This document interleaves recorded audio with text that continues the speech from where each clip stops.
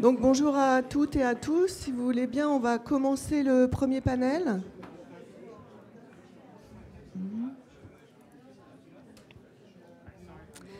Donc,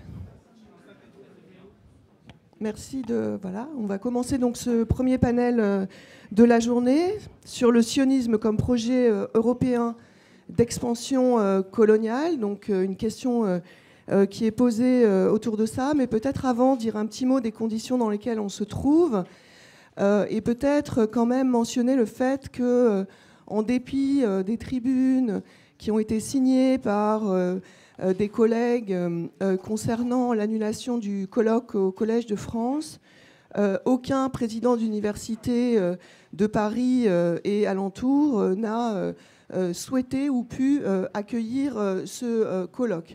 Donc on voit bien quand même qu'il y a une contradiction entre les mots et les faits. Et en ce sens, le fait que nous nous retrouvions aujourd'hui dans un lieu certes accueillant mais petit est un peu à l'image de ce qui se passe aujourd'hui en Palestine. Donc une Palestine qui se retrouve dans un lieu minuscule et qui est en grande partie virtuelle, si on peut dire. Et c'est tristement à l'image finalement de cette reconnaissance de l'État de Palestine qui ne reconnaît qu'un lieu quasiment virtuel. Et donc je pense que ça donne à penser tout autant sur la manière dont les responsables d'universités sont capables de réellement mettre en œuvre les libertés académiques qu'ils disent défendre, de même que nos responsables politiques sont capables de défendre le droit international qu'ils disent défendre. Ceci dit, nous allons donc passer à une discussion scientifique sur une réflexion autour donc, de la nature du sionisme et son articulation au projet expansionniste européen du 19e. Donc, avec plusieurs intervenants aujourd'hui, donc, comme ça a été déjà mentionné ce matin, le langage colonial était tout à fait employé par les fondateurs du sionisme. Mais je ne vais pas aller plus loin là-dessus, puisque nous avons 3 intervenants pour débattre de cette question. Et tout d'abord, Madame Rina Cohen-Muller, qui est maîtresse de conférence au département d'études hébraïques de l'INALCO, donc Institut national des langues et civilisations orientales, et qui est spécialiste de la Palestine du XIXe siècle et de l'histoire israélienne, et qui va donc nous présenter une communication autour de les puissances européennes et la Palestine au XIXe siècle, émergence d'une entité politique, point d'interrogation. Donc je vous laisse la parole. Merci.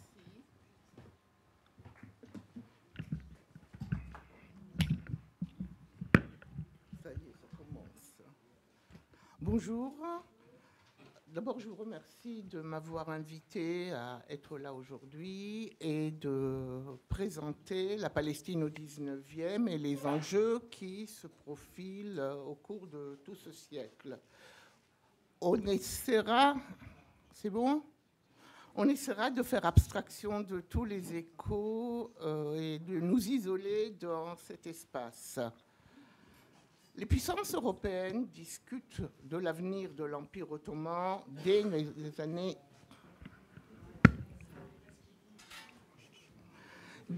années 1830. Et chacune d'entre elles, animée par ses propres ambitions, propose des projets ambitieux.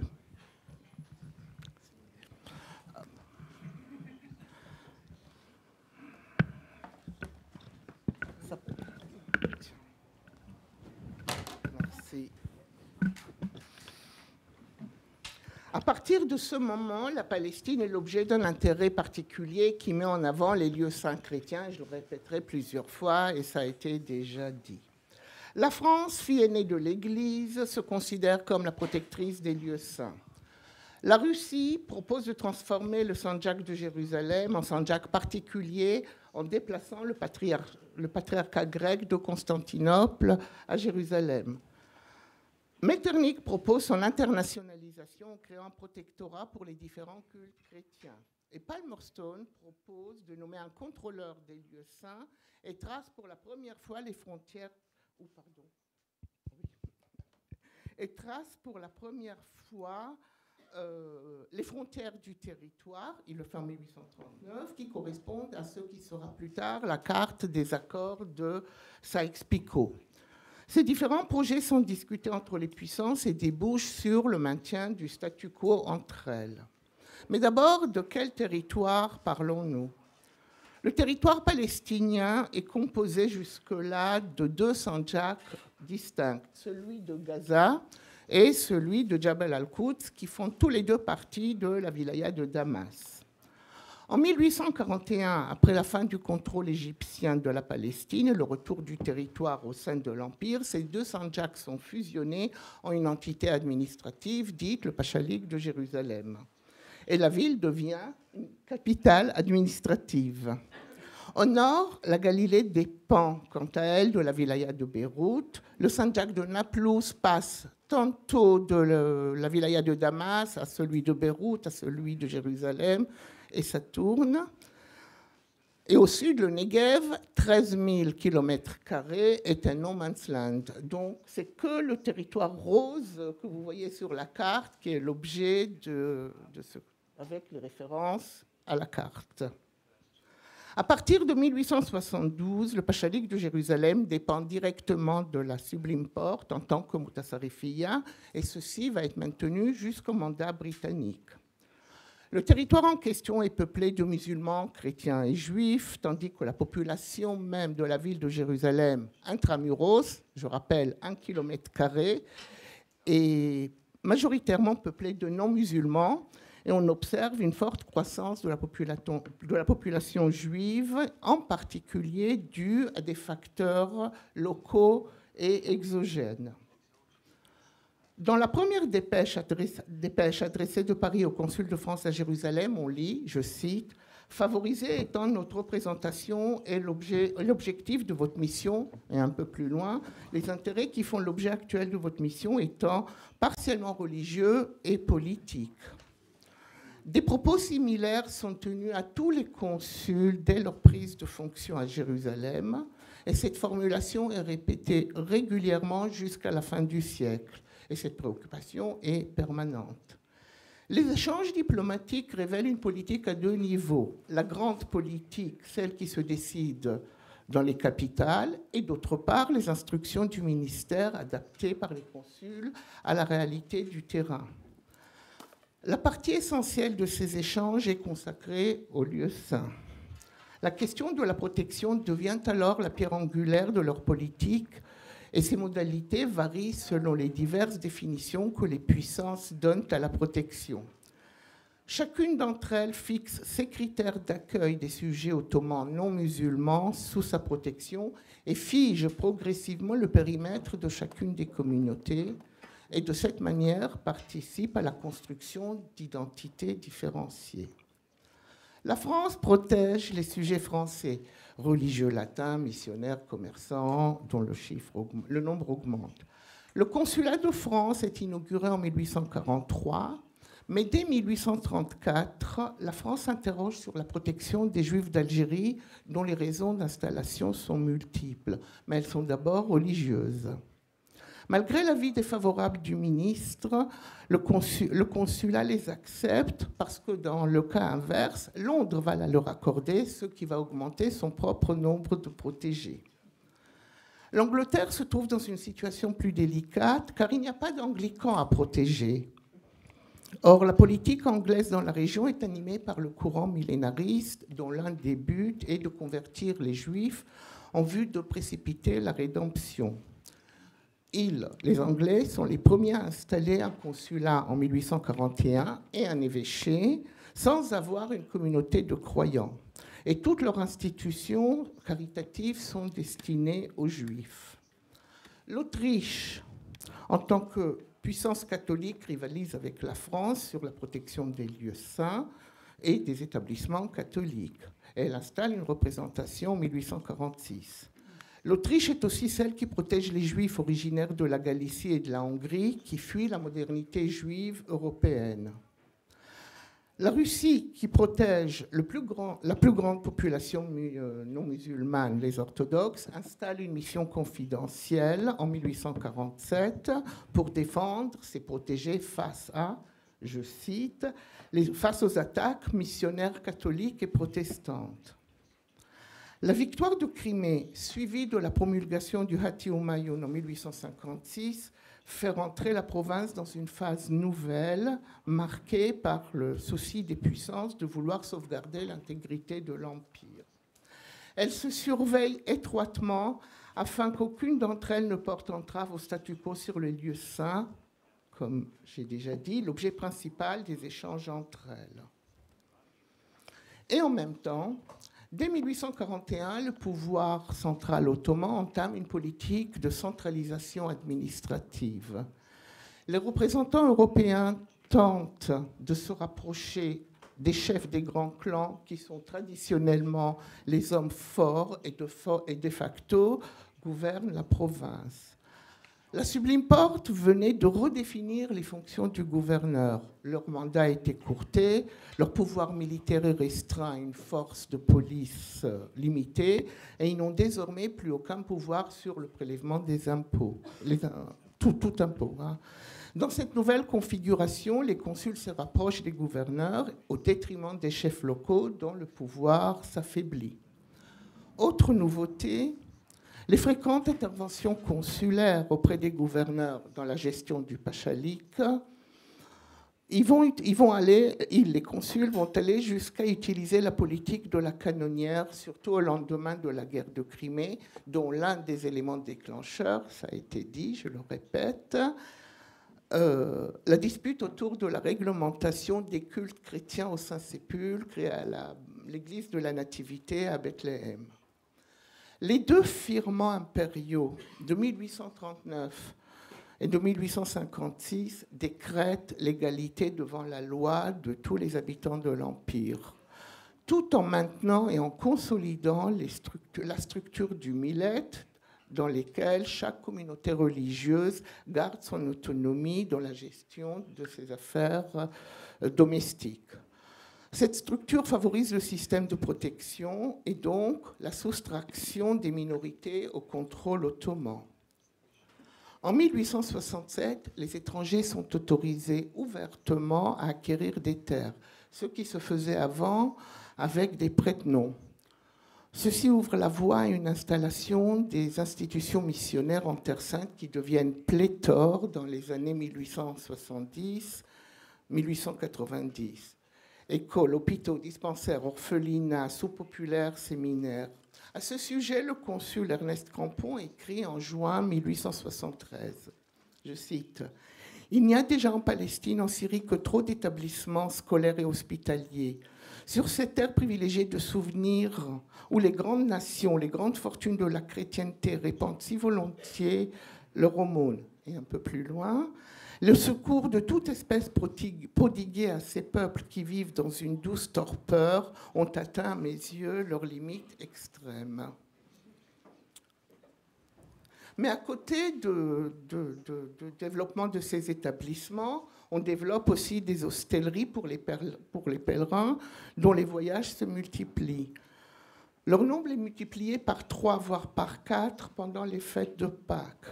C'est à cette époque-là que se multiplient aussi les récits de voyages qui deviennent rapidement un genre littéraire à part entière. Ces récits élaborent un domaine dit de la géographie sacrée, puis celui de l'archéologie sacrée. Et à ce sujet, je voudrais citer les propos du critique littéraire Jean-Claude Bercher sur les récits du voyage. Le voyageur de la deuxième moitié du XIXe siècle ne va plus à la rencontre d'un lieu, mais à sa conquête. S'il est vrai que l'attrait romantique pour l'aventure est l'une des caractéristiques de l'époque, il n'en demeure pas moins que la représentation en est l'élément dominant. Une représentation dont l'objet est de transfigurer les lieux visités, sorte de monde définitivement figé qu'il s'agit de pénétrer pour le modeler à notre image. En ce qui concerne la Terre Sainte, l'objectif est plus définitivement de reprendre possession de ce que l'on considère comme une propriété de l'Occident.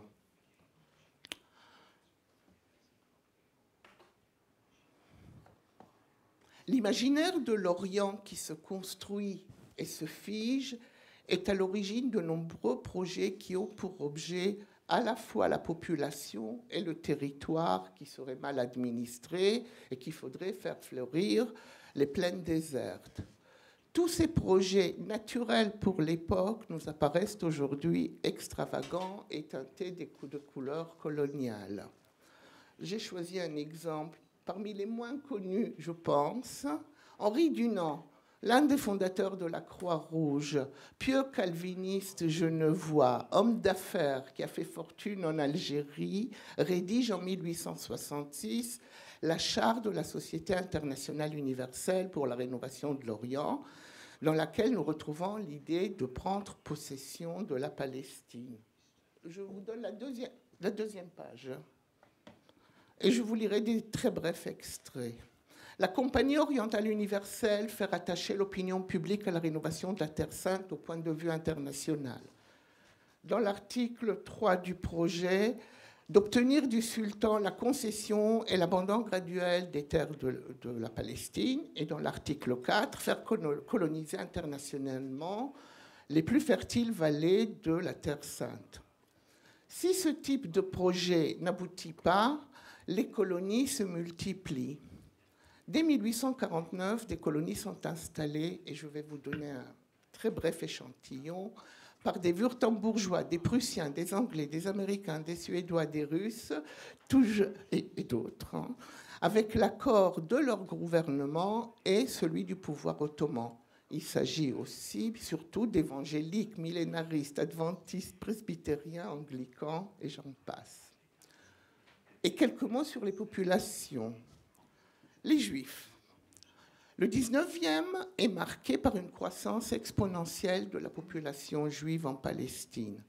En 1800, les Juifs constituent 2,4%, ce sont des estimations, de la population, soit entre 6 500 et 7 000 personnes.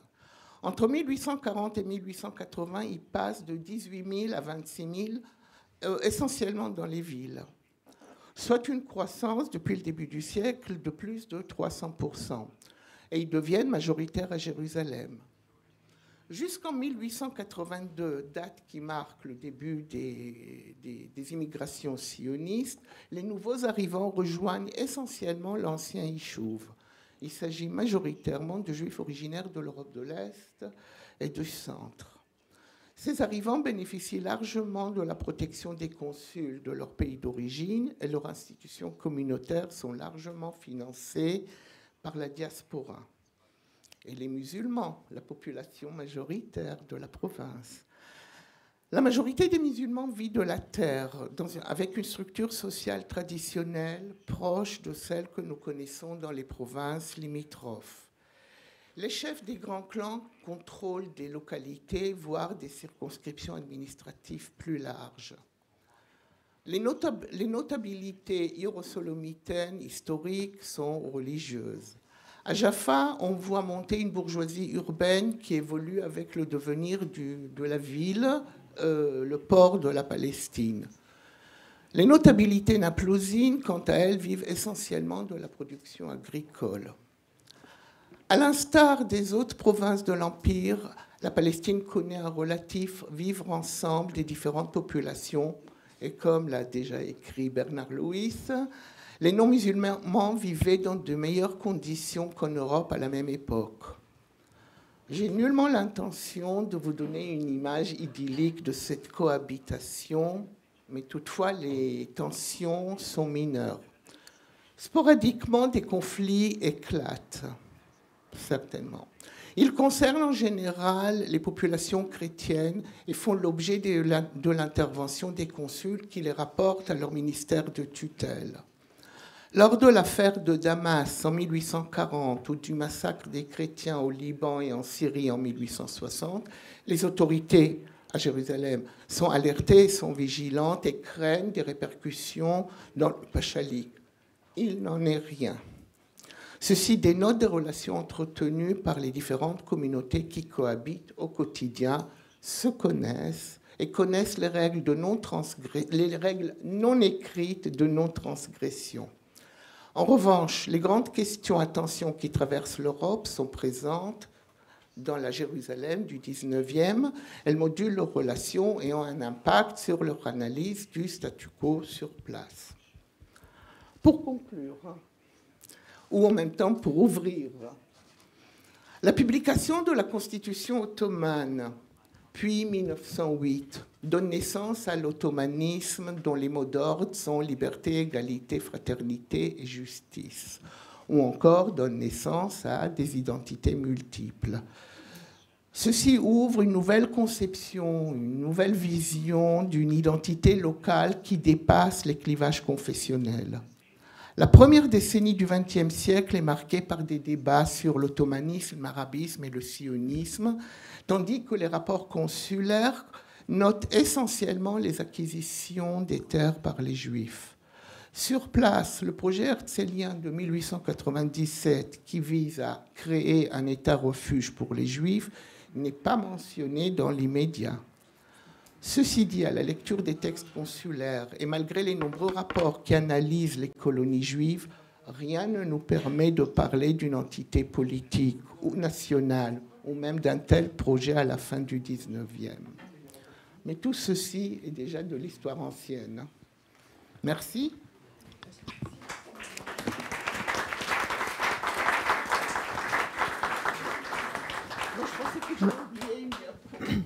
Merci beaucoup, Rina, pour cette présentation et d'avoir tenu le temps.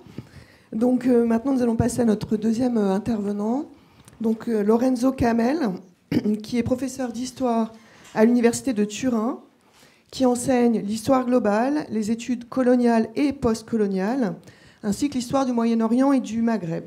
Il est l'auteur de nombreux ouvrages, parmi lesquels on peut citer Imperial Perception of Palestine, British Influence and Power in Late Ottoman Times, chez Bloomsbury en 2015, The Middle East from Empire to Sealed Identities, chez Edinburgh University Press en 2020, et History Below the Global, On and Beyond the Coloniality of Power in Historical Research, chez Routledge en 2024. Et donc, il va nous parler de la question sionisme, antisionisme et au-delà.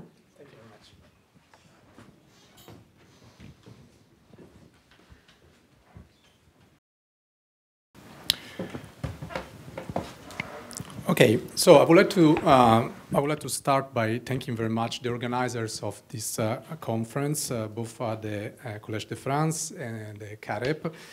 When the organizers invited me, they knew that my approach is quite nuanced. They know that I was educated at the Hebrew University of Jerusalem, and that I don't necessarily subscribe to the idea that Zionism is a tout-court colonial movement, or neither that is tout-court a nationalist movement. It's much more complex than that. And I'm saying this because I think that when you invite many scholars, especially if they are maybe not from your own country, it's important maybe first to know a bit more about their background, to know about what they have published on certain issues before maybe placing them inside preconceived boxes that do not represent what they have produced.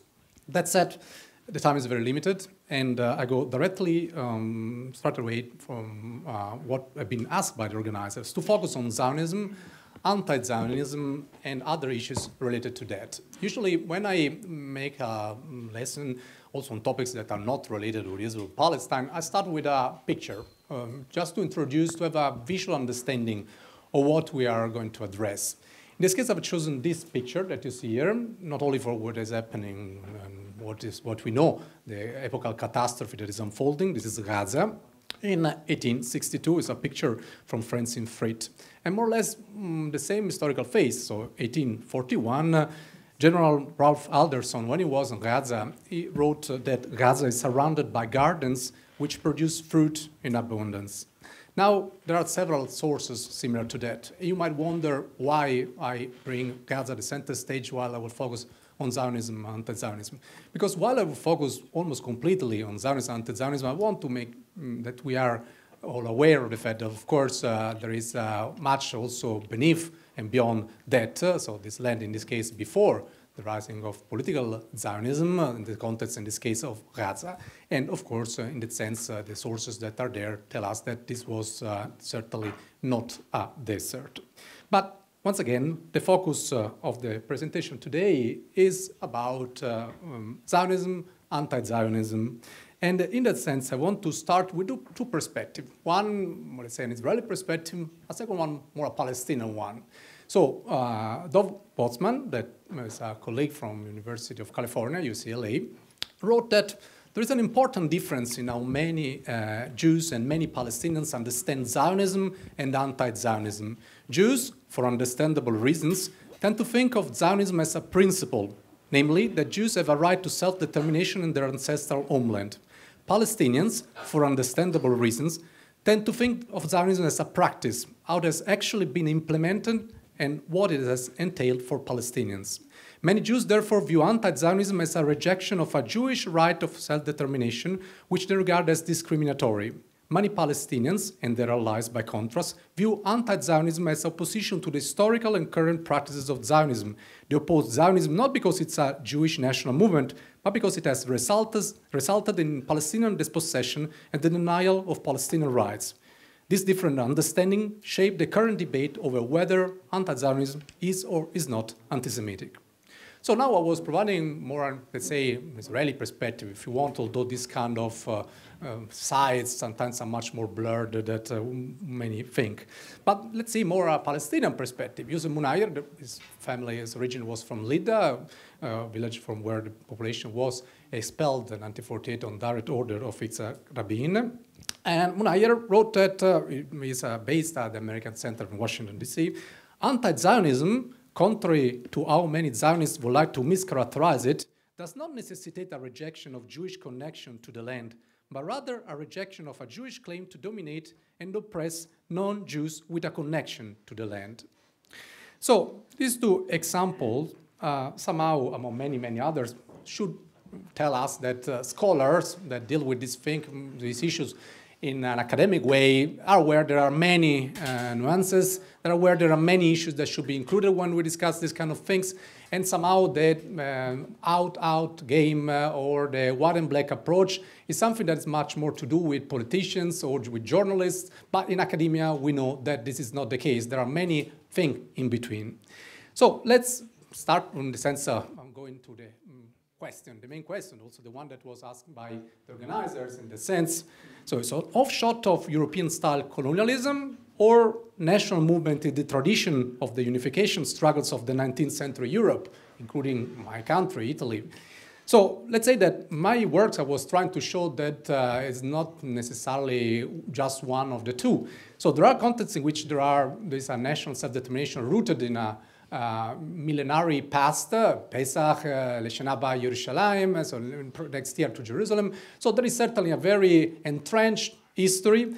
At the same time, there are contexts in which this can come with a colonial mindset, and in a sense, we see specifically in this context that there were certainly some colonial features. For instance, the fact that this movement was aimed at satisfying the interests largely, not only, but largely of newcomers rather than those already living on the ground.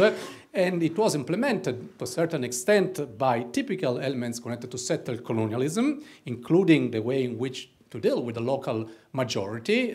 So we are speaking about 92% of the total population between the Jordan River and Mediterranean Sea at the beginning of the last century. So sometimes this local majority was perceived as a capital to be exploited, others as an obstacle to be removed. So once again, there are these elements, but together with that, there are some elements that we can link to national feelings. Among many other scholars that dealt with that, for instance, Gabriel Biederman was writing that Zionism was not just a colonial movement. Funds coming from Europe were to remain local. There is no evidence that money ever went in the opposite direction from Palestine to Europe. Ran Aronson noted that before 1908, when political Zionism began to take root, Zionism was certainly a colonial movement, but not of a colonial type.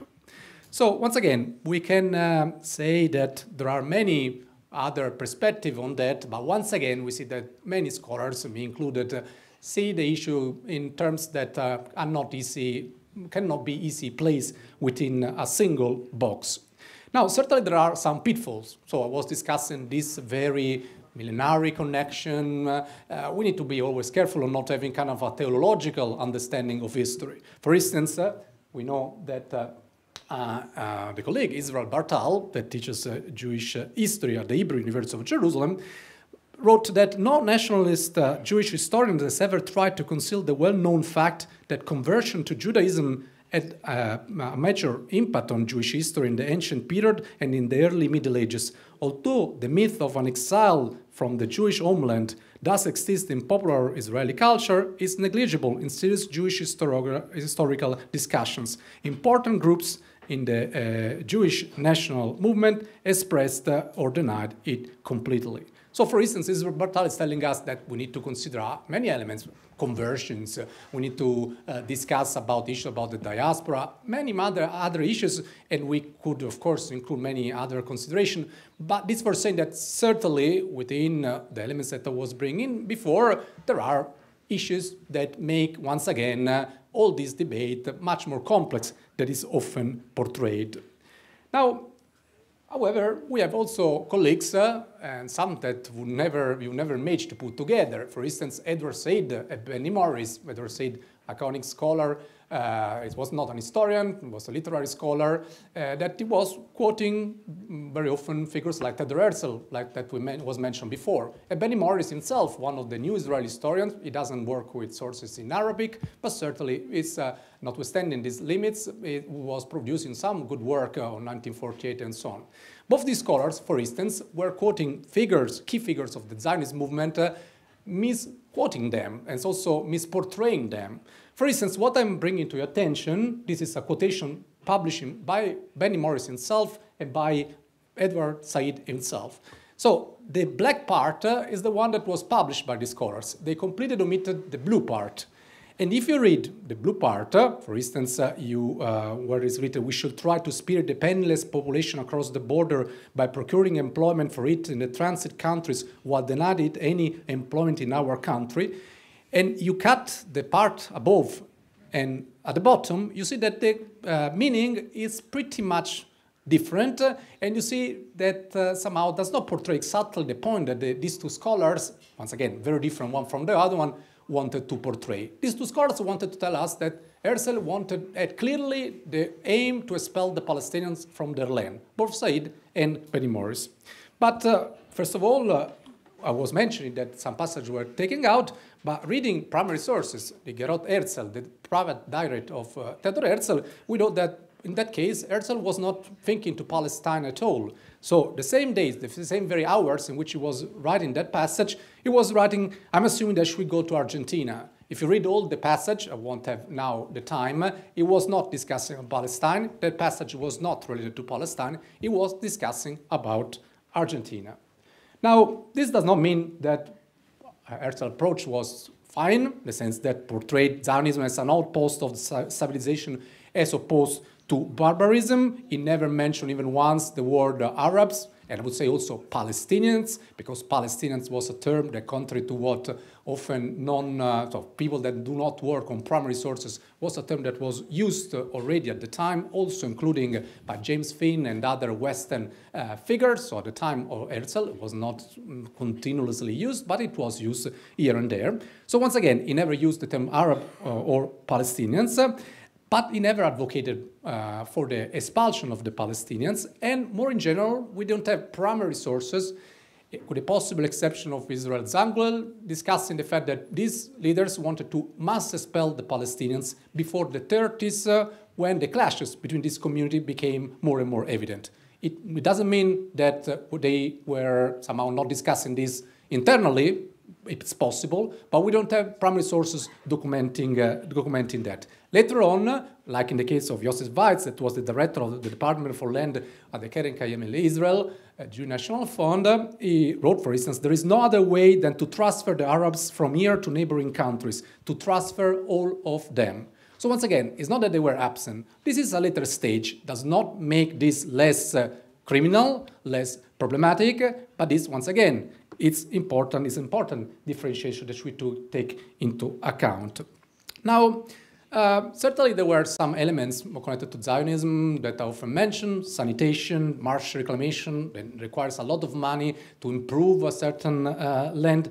However, we need to be aware that notwithstanding this contribution, first scholars like Gad Gilbert and many others, me included, were showing that the barriers of the economic development registered in Palestine in the 5 decades before the First World War were primarily local Arab-speaking Muslims and Christians. So they were not waiting for saviors to improve their economy. It was something that was very much visible already before then. And despite some positive element that was mentioned, sanitation, marsh reclamation, we should be aware of the fact that the effects of Zionism on the local majority, so 92% of the population at the beginning of last century, as I said, were more negative than positive, to use an euphemism, both in the short and in the long term. Not only because this popularized somehow the image of Palestine as a desert that was waiting to be redeemed. I started with a quotation showing that many parts of this was anything but a desert. And not only because of the system through which many of the people, the peasants, the fellahin, were somehow indefinitely prevented from using part of their land, but also because somehow the benefits were rarely shared with small local producers, and also the small local producers often have a very traumatic experience, direct experience with those that were somehow allegedly bringing all these positive elements. Once again, positive elements that in some cases were there, but once again, it's not an out-out game. We see that there are many problems and pitfalls also on that. For instance, take another primary sources from Asher Gisberg. Asher Gisberg was a key Zionist leader, arrived in Palestine in 1891. He wrote a famous booklet, Emet Meretz Israel, The Truth from the Land of Israel. And what he witnessed after several months in Palestine is that he was referring not to Arab Palestinians, not to Palestinian Jews, if you want to use this expression, so Jews living from millennia, since millennia in this land, he was referring from those that were part of the Aliyot, those that were coming, of course, from other countries, other continents. And he wrote, they deal with the Arabs with hostility and cruelty, trespass unjustly, beat them shamefully for no sufficient reason, and even boast about their actions. So once again, we see a primary source that is not my opinion, is not your opinion, is something that we should at least take into consideration and evaluate and explain if there is a reason why we should consider a very important figure within the Zionist movement, Asher Gisberg, so this testimony irrelevant. Now, we are discussing about this local majority that were sometimes treated, as I was mentioned. I want to mention that Theodor Herzl was referring to them as the indigenous population. This is the official term used by Theodor Herzl. In the letter that you see here at the bottom, written to the mayor of Jerusalem, he was writing that discussing about the indigenous population, so this is what the indigenous population must realize. What they have to realize? They have to realize that we will bring a lot of benefits to them. So the indigenous population was addressed in these terms. While, for instance, Chaim Weizmann, the first president of the State of Israel, was referring to them, not always, but we have sources, primary sources, showing that he was referring also with the term of Negros. That is an extremely problematic term. He was speaking with Arthur Rupin, that with regard to the Arab question, the British told us that there are several 100,000 Negroes there, but this is a matter of no consequence. So once again, we can imagine that this indigenous population, and this includes also, of course, those living from other religions, other groups that were there.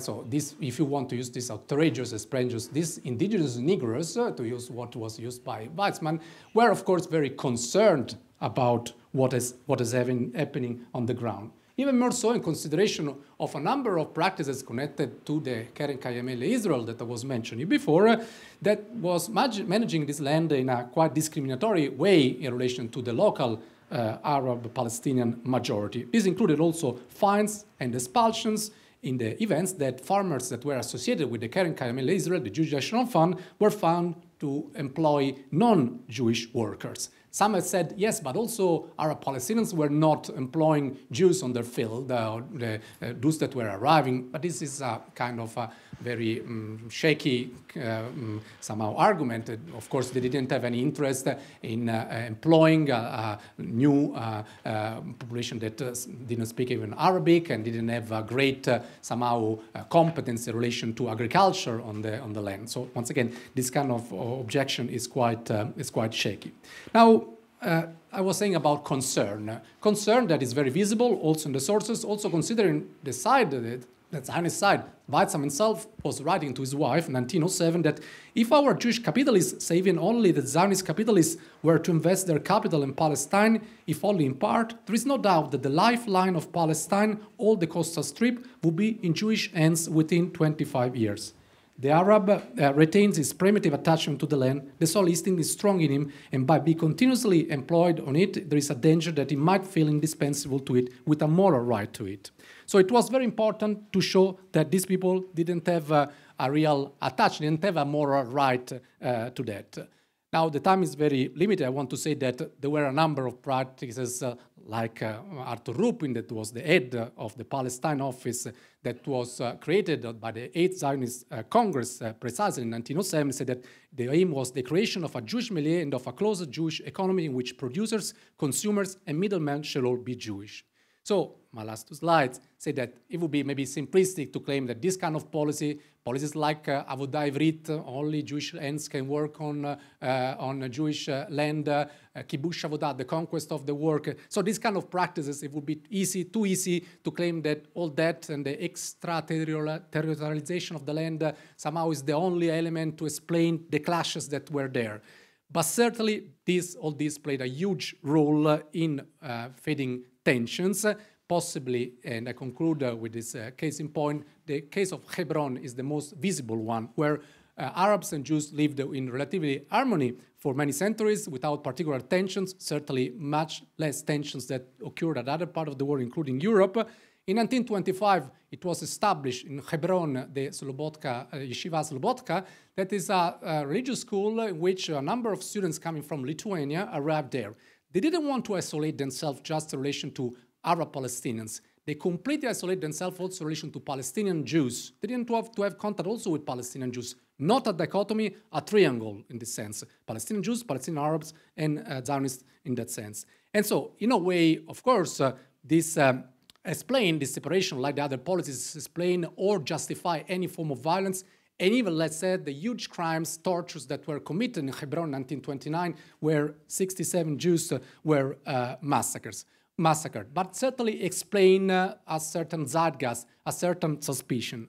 Even more so, considering, and I'm really concluding here, with what Hans Kohn told us 3 months after the massacre that I was referring to.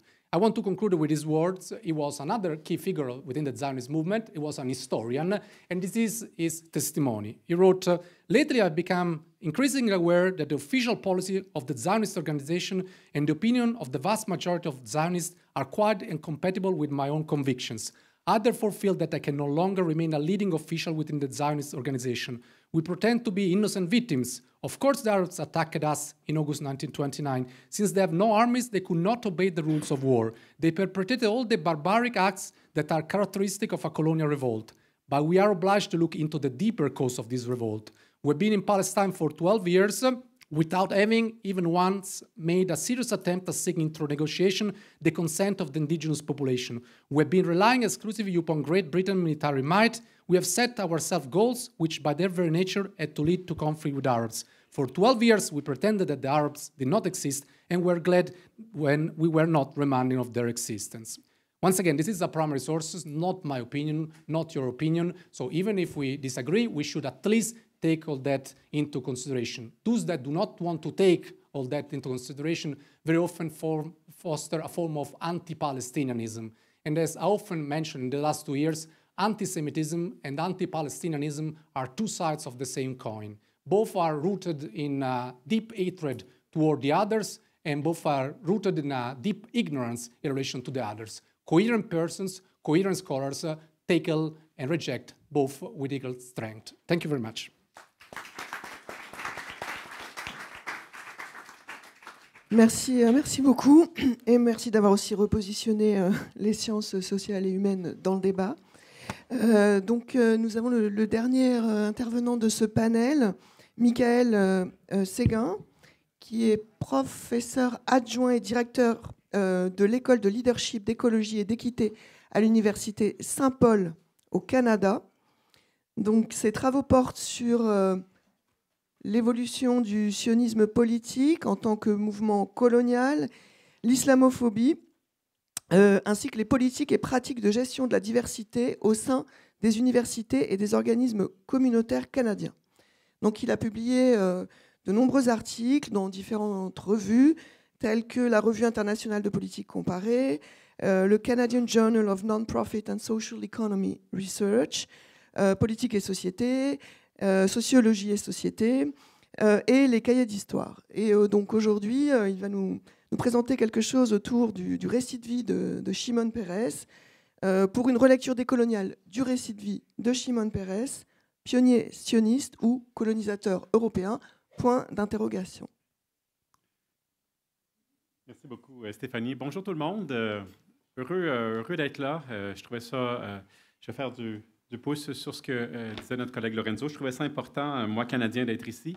Encore plus dans le contexte du Collège de France qui a voulu annuler ce congrès. Donc, c'est important pour moi d'y être, non seulement parce que le sujet est super important, mais aussi de manifester ma solidarité avec vous tous, chercheurs, intellectuels, professeurs dans le milieu académique français.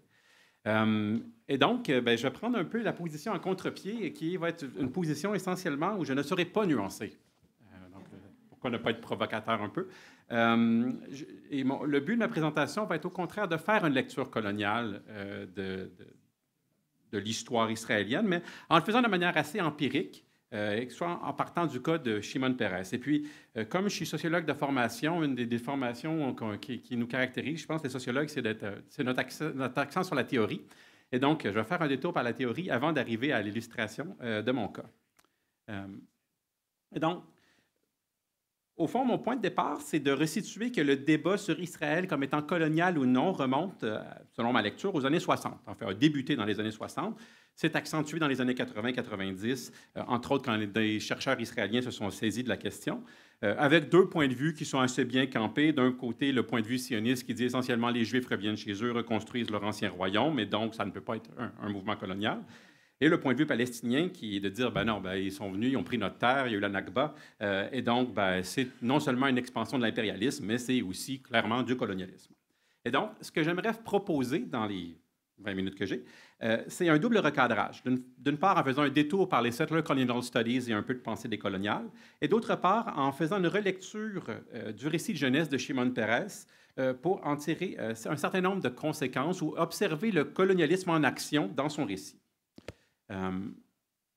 Voilà, double recadrage.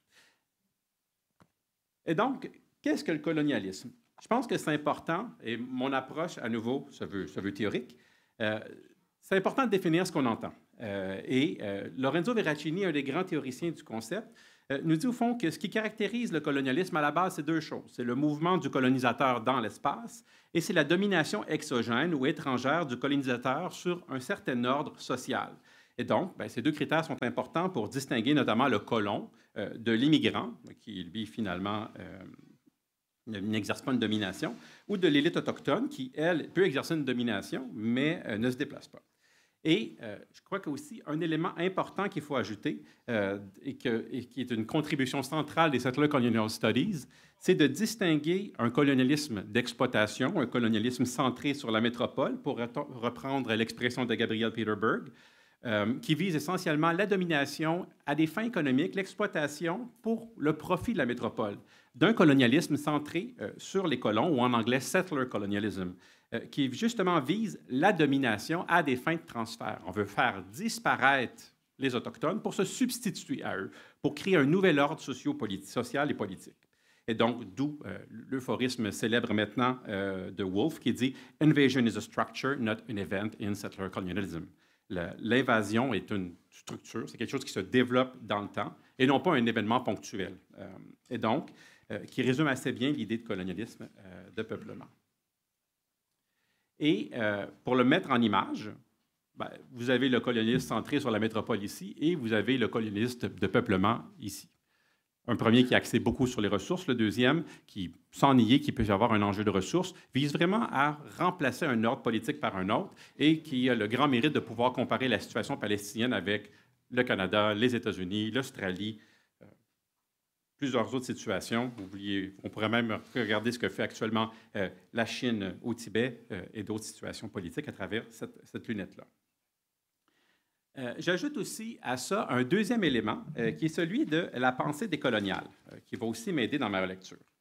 Et donc, le premier cadre émerge davantage de l'Australie dans les années 90, alors que la pensée décoloniale, elle, émerge dans les années 90 de l'Amérique latine. Et qu'est-ce que nous amène la pensée coloniale, notamment à travers les travaux de Mignolo? C'est l'idée de la prise de conscience que le colonialisme comme phénomène amène des systèmes de hiérarchisation.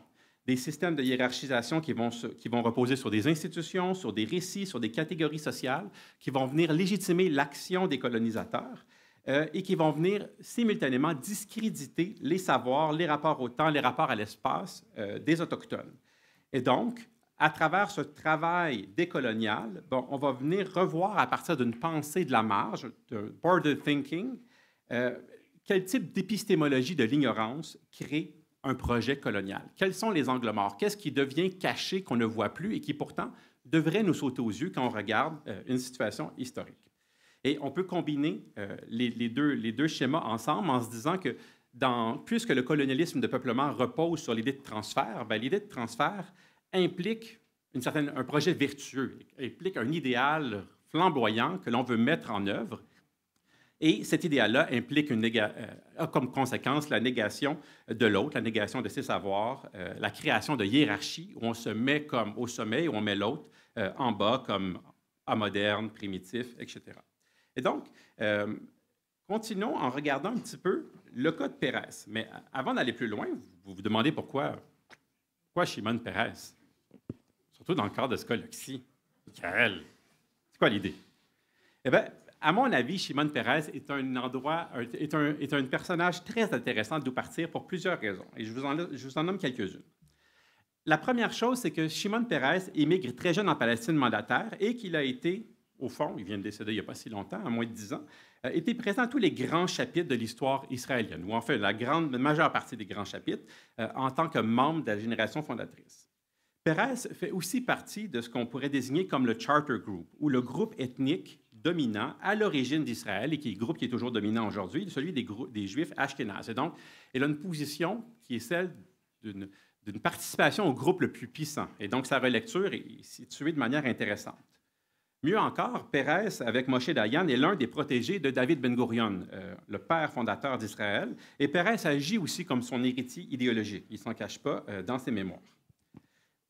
Mieux encore, Peres a été longtemps considéré comme un faucon. Après tout, c'est lui qui a mis sur pied le programme nucléaire israélien. Il était à l'origine de la création de l'industrie aérospatiale israélienne, qui avait d'abord et avant tout des buts de défense à l'origine. D'ailleurs, on ne passera pas sous silence ici que la France a aidé à mettre sur pied le programme nucléaire israélien. Mais bon, c'est une note de bas de page.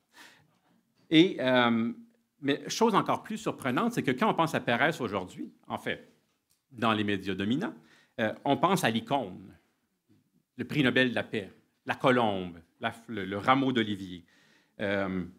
Et donc, celui qui représente l'espoir de paix et qui a passé, au fond, les 30 dernières années de sa vie à nous parler de paix constamment. Et donc, on peut se demander un peu de quel genre de paix il parle. J'y reviendrai à la fin de ma présentation.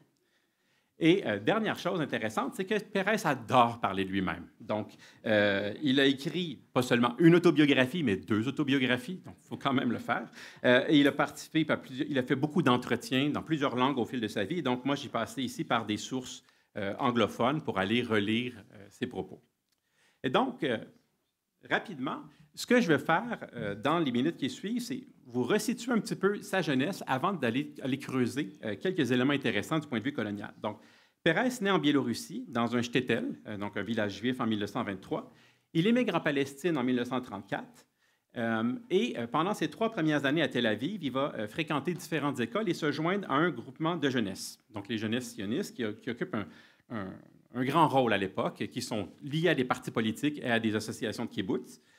Il va vouloir lui-même se joindre à un kibbutz, donc il va joindre le collège agricole de Ben Shemen de 1937 à 1940, donc pour avoir sa formation de futur kibbutznik.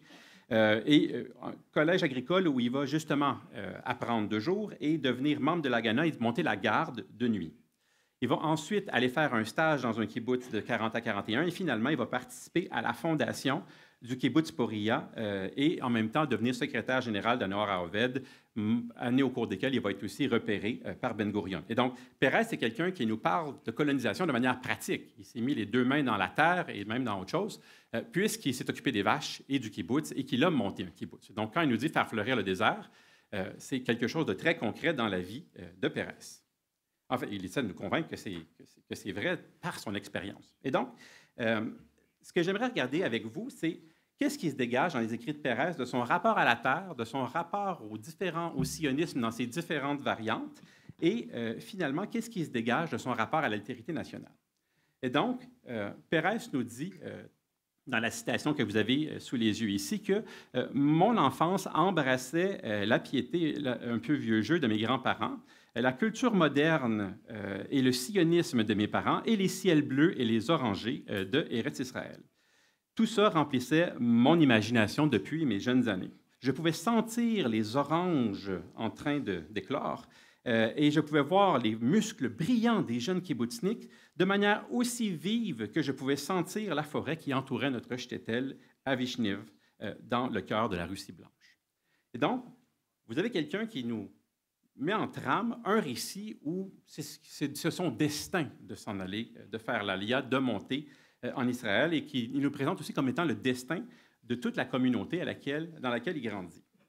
Et il y a tout un jeu narratif intéressant dans ses mémoires de 1995, où finalement, on voit le contraste entre la vie sombre, maussade du shtetl, le climat glacial, froid, sans odeur que l'on contraste dans son récit, avec le ciel rempli d'une lumière infinie une fois qu'on est en Palestine mandataire, la chaleur intense, le climat aride, le vent violent, les orangeries qui sont comme des usines de parfums. Et donc, cette immigration-là nous est présentée comme, non seulement à partir du contraste entre le fade, le sans-vie et l'émergence, une forme presque de résurrection, mais simultanément, ça nous est présenté aussi comme le lieu où faire renaître la nation juive. Et donc, Pérez insiste beaucoup sur le fait que c'est par le travail de la terre, c'est par le travail difficile du kibbutz que cela devient possible. Et donc, à nouveau, on contraste ça avec la vie en diaspora, où on était dans un lieu de transition sans réelle destinée, où on ne pouvait pas cultiver, et Israël, qui est le lieu où on peut, Eretz Israël, où on peut tout cultiver. Et de la même manière, intégralement à cette culture-là, on voit aussi que cet îlot de verdure-là est à défendre. On a vu dans la citation l'idée des kibbutzniks musclés, mais aussi ces kibbutzniks qui ont pour mission de défendre la terre. Et donc, on est dans un rapport à la terre qui est un rapport de possession de la terre comme élément essentiel pour faire ressurgir, revivre la nation juive. De la même manière, Pérez est impliqué dans une série de mouvements jeunesse où plusieurs débats ont lieu. Et si je résume, il nous dit que dans les années 30, à l'intérieur de la mouvance socialiste sioniste, il y avait ceux qui favorisaient l'extrême gauche, et donc le marxisme et le léninisme, et ceux qui favorisaient l'extrême droite, le dogme du Grand Israël. Et que lui, dans la foulée de David Ben Gurion et Bern Katznelson, voulait se situer dans une voie un peu différente, et ce qui est celle qui s'est imposée avec le temps. Et comme je suis limité dans le temps, je vais accélérer un peu. Mais ce qu'on voit se dessiner dans la manière dont Pérez contraste les différents groupes politiques et les différentes associations de jeunesse avec lesquelles il interagit, c'est que d'une part, il va qualifier autant Brit Shalom que Shomer HaTzaïr, qui ont des tendances binationalistes, comme étant des groupes aux idéologies irréalistes, qui amènent des concessions beaucoup trop grandes. Et donc, d'une part, Brit Shalom est vu comme naïf, et d'autre part, Shomer HaTzaïr, de son côté, est vu comme se confiant de trop à l'URSS, recherchant trop la fraternité judéo-arabe, ce qui est un danger. D'autre part, un autre groupe qui est aussi part dans cette mouvance socialiste-sioniste, qui est Ahdout Avoda, de son côté, est positionné comme bien puisque recherchant la défense juive, comme ayant contribué à la création du Palmach, mais dangereux parce qu'il recherche le grand Israël. Et Pérez en conclut que la voie du juste milieu, la seule et bonne voie, c'est la partition et la création d'un État partitionné, mais un État uniquement juif. Et plus encore, Pérez se positionne dans la foulée de David Ben-Gurion comme étant tributaire d'un sionisme qu'il veut ancrer dans le récit biblique et dans les valeurs des prophètes, ancré dans le livre des livres qui est la Bible et qui dans un refus de toute idéologie étrangère. Et donc, à nouveau, on est dans une façon de s'ancrer dans le territoire et de s'ancrer dans l'histoire en se référant à quelque chose qui parle aussi aux Occidentaux, qui est la Bible, mais réinterprété, repris à nouveau frais pour légitimer le projet que Pérez met de l'avant. Et je termine avec un dernier aspect qui est le rapport à l'autre. Et donc, j'aurais deux éléments intéressants à dire là-dessus, mais le premier qui est très intéressant à constater quand on lit les écrits de Pérez, c'est de voir à quel point la culture russe agit comme creuset culturel. Et Pérez le mentionne dès la page 27, que pour eux, les jeunes pionniers, idéalistes qu'ils étaient, l'Union soviétique était une source de fascination, mais non seulement une source de fascination, mais aussi une source de culture, une influence culturelle fondamentale qui a modelé l'éthos en train d'émerger en Palestine mandataire. Et il nous raconte, par exemple, que les chansons en hébreu qu'on chantait autour des feux de sang étaient en réalité des mélodies russes, ou encore que les acteurs dominants sur la scène politique ou au théâtre parlaient leur hébreu avec un fort accent russe. Et il continue la citation en nous expliquant à quel point il y a un héritage russe important dans ce qui est en train de se passer dans le vécu des pionniers. Évidemment, logique puisque la majorité de la génération fondatrice vient d'Europe de l'Est dans l'ancienne zone de résidence. Et donc, quand on regarde un peu comment Pérez nous décrit le rapport à différents groupes, on va voir se profiler un peu cette hiérarchie raciale que découvrait Lorenzo il y a un instant. À savoir que d'une part, les Russes sont vus comme une source civilisationnelle et nationale, une source d'inspiration culturelle, des maîtres de jadis, mais qui ne nous dominent plus. Donc, les Russes, les goyim étaient ceux qui nous dominaient jadis, mais c'est plus le cas une fois en Palestine. Mais ils sont aussi une source de danger potentiel, dans la mesure où si on suit trop le Staline ou le communisme, ils peuvent devenir une menace. Inversement, les Britanniques, eux, sont présentés comme une puissance étrangère occupante et illégitime en Eretz Israël. Pérez est très clair là-dessus. Il les qualifie aussi de dirigeants hypocrites qui se laissent gagner par les Arabes, mais simultanément, ils peuvent aussi constituer des alliés courageux lors de la Seconde Guerre mondiale dans le combat contre les nazis. Pérez, au passage, qualifie aussi les nazis d'ennemis impitoyables qui confirment la nécessité de créer l'État d'Israël, mais aussi il y a de la difficulté à expliquer le nazisme dans la mesure où il ne comprend pas qu'une civilisation aussi grande, aussi éduquée, puisse en arriver là. Alors que quand on arrive du côté des Palestiniens, en fait, qui ne sont jamais nommés Palestiniens, mais tout simplement Arabes, on les décrit à la fois comme des sémites charmants, exotiques et accueillants, mais aussi des individus dangereux, violents et imprévisibles, qui peuvent à tout moment changer de camp et, sans surprise, ont pris, selon son avis, le parti des nazis pendant la Seconde Guerre mondiale. Et donc, ils constituent une menace. Et chose encore plus importante, Pérez nomme noir sur blanc que, au fond, les Arabes de Palestine constituent des villageois et des maraudeurs qui ne forment pas une nation. Et pour conclure, ce sur quoi j'aimerais revenir, c'est sur ce qui se dégage de ces différents éléments. Parce que une chose intéressante, c'est que Pérez relie ses rapports à différents groupes dans son autobiographie. Il admet, par exemple, que le rapport aux Mizrahim n'était pas l'idéal dans la création d'Israël. Mais son récit de sa jeunesse n'est pas révisé du tout. Et le récit est écrit ou en 1995 ou en 2016, et donc au moment où il y a une tentative d'accord de paix et où Pérez s'est fait un apôtre de la paix. Et donc, Pérez affirme n'avoir aucun regret dans sa vie, si ce n'est que de ne pas avoir suffisamment rêvé. Et Pérez nous décrit justement, à l'intérieur de ce que j'ai nommé jusqu'ici, une culture du Yishuv qui est fortement influencée par l'Europe de l'Est, donc par une culture qui n'est pas une culture locale, mais une culture qui vient de l'extérieur, et un État qui se veut en construction par des pionniers et qui se veut simultanément une ode à la modernité occidentale. Pérez prend le récit des pionniers ailleurs dans ses autobiographies pour montrer à quel point Israël a contribué au progrès mondial et à quel point on devrait être fier des avancées technologiques qui ont été faites. Le récit de Pérez nous montre simultanément une terre qui appartient exclusivement à la nation juive. À nouveau, même si ces mémoires sont écrites dans le cadre des accords de paix ou suite à la signature du début du processus d'Oslo, il n'y a pas de révision pour nommer la présence des Palestiniennes dans sa jeunesse. Il n'y a pas de reconnaissance de la légitimité des Palestiniens, ni de la Nakba. Au fond, on est dans un processus de paix qui se veut essentiellement pragmatique. Questionné sur, finalement, qu'en est-il de la présence des Palestiniens, Pérez va alterner entre la naïveté, bof, on ne les a pas vus, l'exotisme, ils étaient si différents, ou finalement la nécessité de s'imposer, on n'avait pas le choix, il fallait se défendre. Et donc, pré-1948, tout scénario, selon Pérez, qui ne conduit pas à un État exclusivement juif est perçu comme une collaboration indésirable, que ce soit avec l'URSS, les Britanniques ou les Arabes.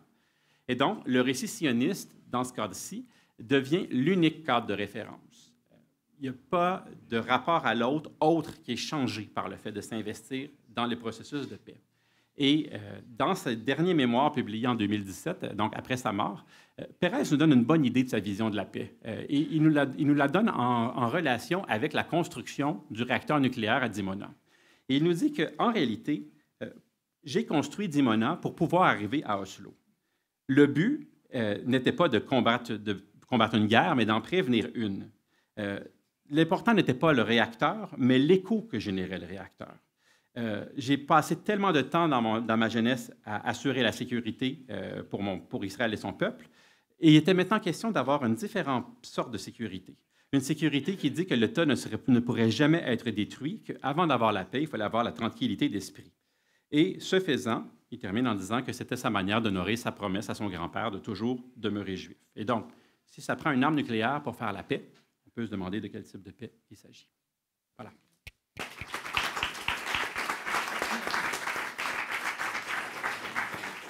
Donc, merci beaucoup, Michael. Donc, le temps du débat va être un peu plus restreint que prévu, puisque nous sommes en retard, évidemment. Donc, on a en gros une vingtaine de minutes pour prendre des questions. Voilà, merci de vous en tenir plutôt à des questions et adresser à ce que les intervenants et intervenantes ont présenté.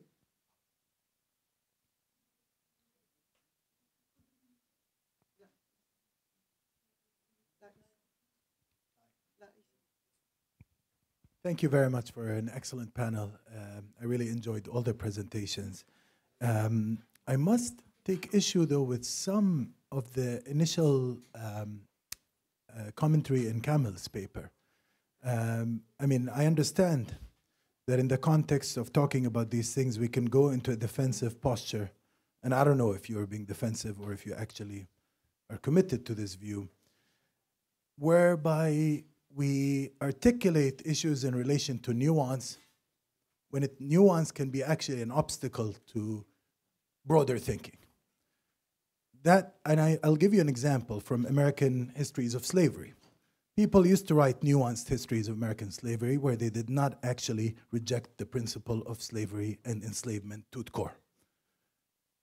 And in recent years, after people liberated their minds, now they can say the principle is rotten. You can't argue that it's a national determination project, self-determination project, and say, okay, what about the question of sovereignty? At the end of the day, Herzl, yes, he doesn't say we want to remove Palestinians directly, but he says we have to have sovereignty over this land, which means also sovereignty over the people. He erases them for a reason, because he talks about what he calls the masters of the land, as you know very well, and that's, in his case, the Ottoman imperial authorities. He wants to get into negotiations with them. They hold the power. The population is there just as a footnote to be erased. So the logic is inbuilt. And that's why it was rejected by Palestinians from the very beginning, because they knew what this sovereignty means. It means either I dominate you, I exterminate you in genocidal ways, or I ethnically cleanse you. I don't think we disagree on the implications. Maybe we do, but I do think that in the movement towards actually not just decolonizing the literature, but actually taking an anti-colonial stance, especially after the genocide, we need to be very forthcoming. The principle of Zionism is a problem, not just a practice. Thank you. On va peut-être prendre plusieurs questions et puis je vous laisserai répondre les uns et les autres. Thank you very much. Again, I would like to come back to the notion of nuance. And I would like to frame it in a question for the three panelists. Can we be nuanced in times of moral deprivation, in times of genocide? Isn't this another way to not take a position?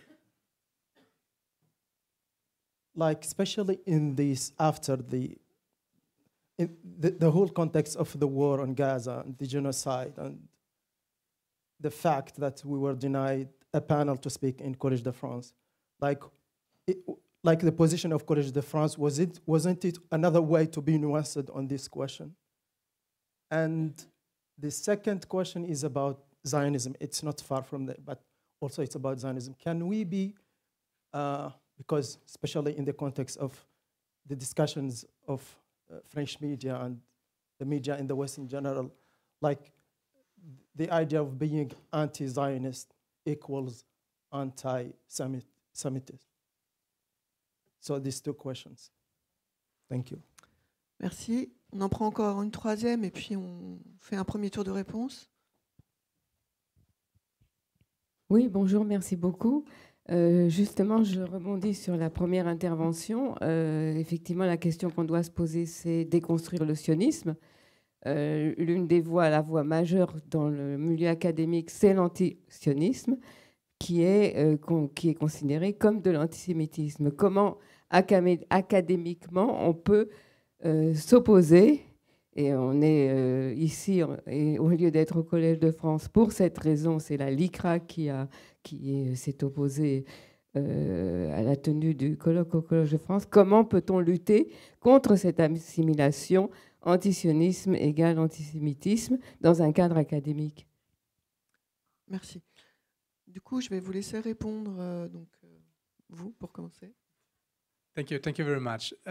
First of all, my first point was not defensive. It's a fact that it's a way of acknowledging that those that are organizing this conference were somehow aware of the fact that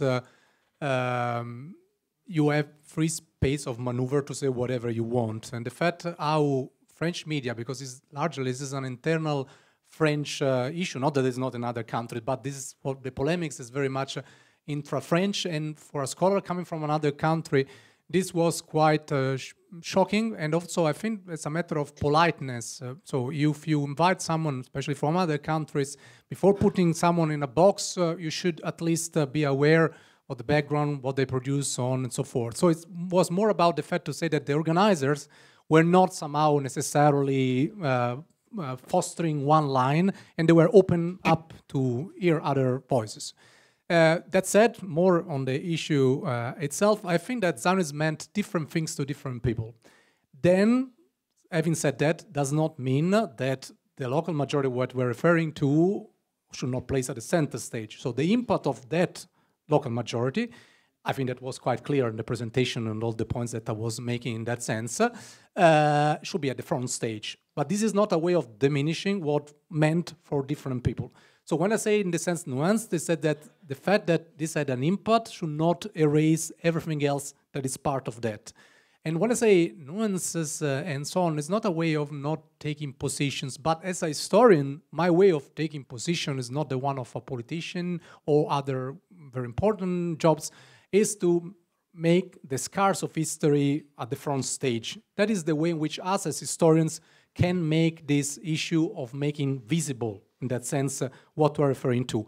I don't personally follow one religion, one ethnic group. I want to see a person, I see just a person. I don't care if you are Israeli, you are Palestinian, Muslim, Christian, Jewish. I couldn't care less. For me, it is a person, because I think that in our daily life, we fall in love with our wife, our children, whatever we want, but then when we deal about these things, we need to fall in love with principles, and following just principles. So my way of looking at nuances is this. It's not to look in somehow looking at this in terms of ethnicities, in terms of religion, and so on, but to look at that in terms of principle. And of course, this has an effect as exactly what I was referring to. So this huge impact to the indigenous Negroes that was pretty clear not to say which impact this had. So not to hide ourselves to look what this impact is, but at the same time to show the full picture. And this is, once again, my attempt to go in that direction. Thank you for the clarification.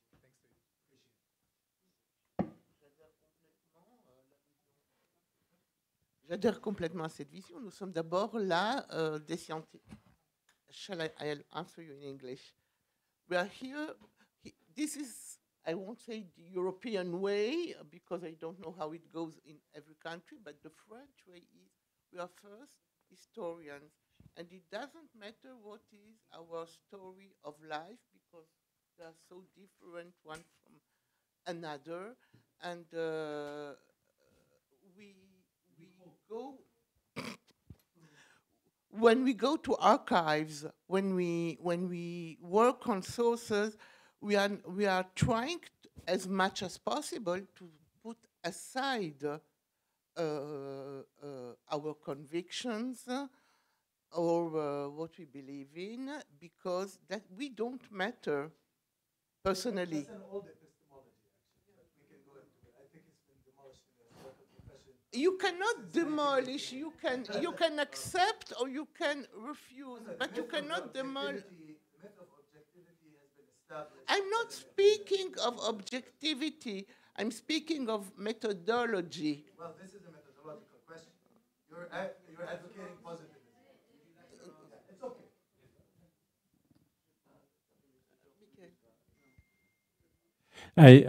Sorry. Well, I would say personally that the way I approach it as a sociologist is to how can we explain what is happening? And that's why I'm using settler colonialism. It's because for me, it's offering a framework where what has been happening for many years now is making sense. You see a process of growing land grab, population transfer, that can lead to a genocide. It's not automatic. This process can be stopped, but that's what we're seeing in front of our eyes right now. So somehow the proof is in the pudding. So that's great to look at archives, but I feel that we need to do a bit more than that and see what's the overall picture, what are the unfolding processes, and that's what I'm trying to do, but I might be coming from a bit of a different epistemology in the way I work, for sure. That's it. Il y avait aussi cette question sur antisémitisme, antisionisme, donc qui est une question plus politique ou dans le débat public. Maybe what I can say about this one is that I know that there's something a bit peculiar to the French context to that, but because there was also a campaign about this new anti-Semitism that was launched more than 20 years ago, and that's the goal of some Zionist group to conflate anti-Semitism with anti-Zionism. And I know that the legislation or the context might be a bit different in Canada versus France. We're not there yet in Canada. There are a lot of people who are trying to say both are the same, but I think that there still is some leeway in the public space to acknowledge that to oppose an ideology is not the same as to oppose a people. And I think that's important to bear that in mind. On va prendre une autre salle de questions. Bonjour. Alors moi, je voudrais poser concrètement une question à Madame Rina Cohen-Müller. Dans son exposé, dans votre exposé, vous avez dit que la population de Jérusalem était majoritairement juive au XVIIIe siècle, au XIXe, pardon, au XIXe, je m'excuse, au XIXe siècle. Alors, quelles sont vos sources, sachant par exemple que les archives palestiniennes ont été prises par Israël et confisquées par Israël lors de la dernière guerre, et aussi parce que ça m'a surpris, parce que quand on va à Jérusalem, la vieille ville, qui je pense était le Jérusalem de l'époque, est aujourd'hui encore majoritairement musulmane, malgré donc 70 ans, 50 ans d'occupation et d'expulsion des musulmans. Donc, d'où viennent ces chiffres qui vous permettent de dire cela? Parce que moi, j'ai recherché, je n'ai pas trouvé non plus les mêmes chiffres. Ça a évolué au cours du XIXe siècle. Donc, je voudrais savoir. Alors, moi, je n'ai pas du tout parlé d'aujourd'hui. Et aujourd'hui, la situation est aux antipodes.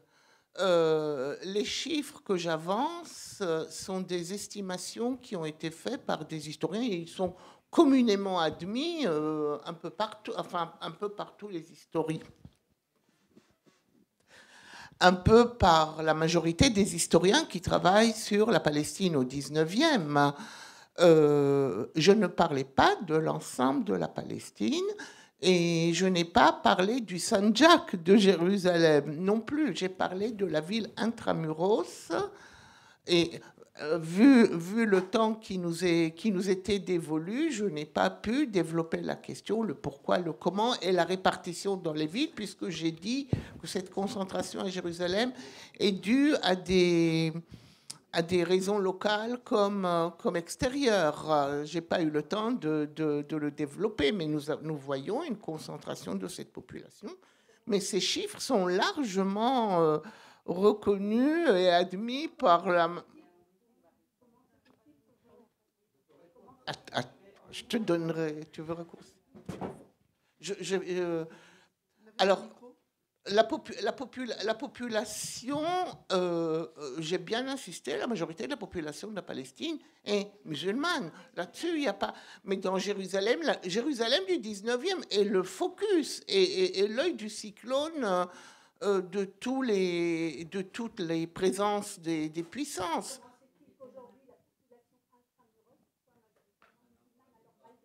Bon,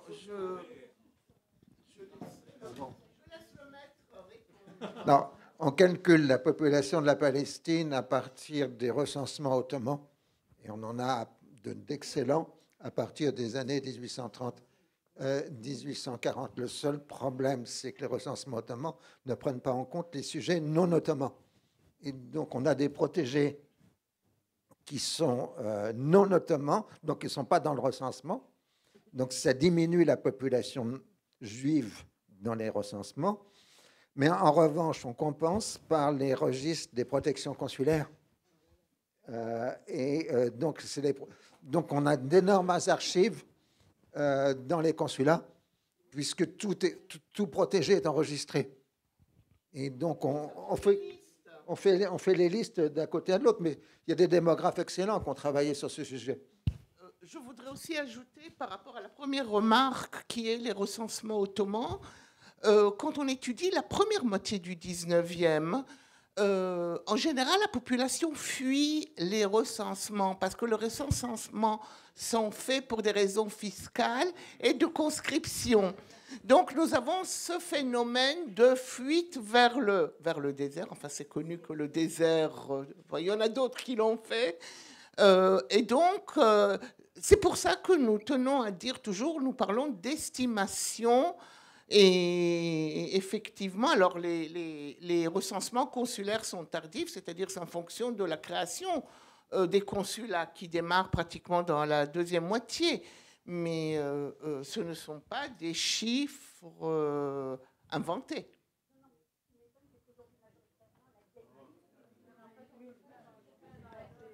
On va passer peut-être à d'autres questions. On doit arrêter dans 5 minutes, mais on peut prendre encore une ou deux questions. Monsieur, il y a quelqu'un devant.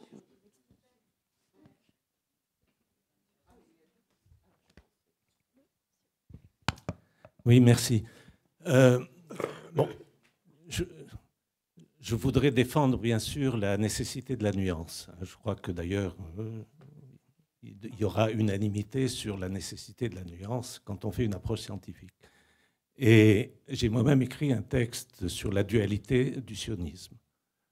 Et je crois que c'est donc important de tenir compte de cette dualité. Mais cette dualité, c'est celle qui associe au projet colonial une réaction à l'antisémitisme, une réaction à une oppression. Une réaction à une oppression qui se transforme en projet d'oppression. Ce n'est pas la même chose que de dire que le sionisme s'inscrit dans les mouvements d'émancipation nationale que l'Europe a connus. D'ailleurs, 1848 et 1895 sont deux moments très différents, même dans la définition du nationalisme. Si vous prenez le nationalisme allemand de 1848, ce n'est pas celui de 1895. On est en 1895 dans l'ère de l'impérialisme, dans une ère hypercoloniale, et le sionisme va s'inscrire dans ce contexte-là. Et deuxièmement, on aurait pu parler de projet d'émancipation nationale si l'on parlait de la nation yiddish. 15 millions de personnes yiddishophones, une véritable nation, et vous aviez des partis qui exprimaient cette aspiration nationale, comme le Bund, qui est le plus connu. Tandis que le mouvement sioniste, c'est autre chose. C'est le projet de construire un État sur la base d'une affiliation religieuse, alors que les nationalismes de la moitié du XIXe siècle étaient laïques. Ils voulaient dépasser les appartenances confessionnelles et religieuses. Eh bien, vous avez un mouvement qui se donne comme projet la création d'un État sur la base, une base religieuse dans le contexte colonial, qui est, dont la terminologie est absolument, je veux dire, tout à fait présente dans le manifeste fondateur du sionisme, qui est l'État des Juifs de Theodor Herzl. D'accord. Merci beaucoup. Donc, on me dit qu'il faut qu'on arrête. Donc, merci à tous, à toutes, aux participants et aux intervenants, bien sûr.